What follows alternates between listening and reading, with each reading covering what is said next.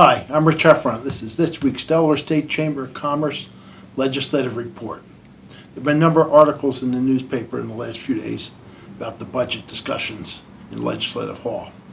Doesn't look like they're making a lot of progress. They tried to do some cuts. They got to about $80 million, which is about $120 million short of where they think they ought to be, which is about $200 million in cuts.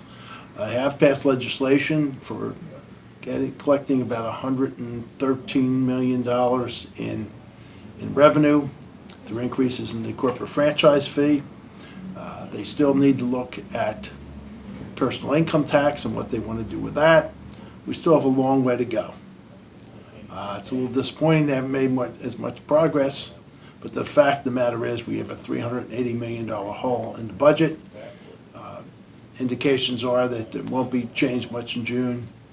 They've got some decisions to make. A couple things are different this time. For one, the Republicans are within one seat of controlling the Senate, which obviously they're going to need at least 2 Republicans to pass the budget. And also in the House, there are some members in the Democratic caucus who just want to raise revenue. That's going to make it a little bit more difficult over there. Once again, the Democrats and Republicans are going to have to get together to work it out. Technically they have until sometime on June 30th to come up with a budget. That's not necessarily so. They can go beyond that if they need to. They have to pass a continuing resolution. Hopefully it doesn't come to that. We will keep you informed. One of the problems is they have a lot of other important issues to deal with this month.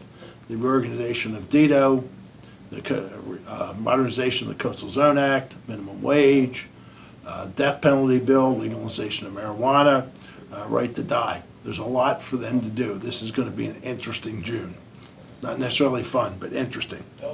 A couple things. The House bill, which deals with the Coastal Zone Act, will be heard on Wednesday at 3:30 in the House Natural Resources Committee. We will be there to testify in favor of the bill.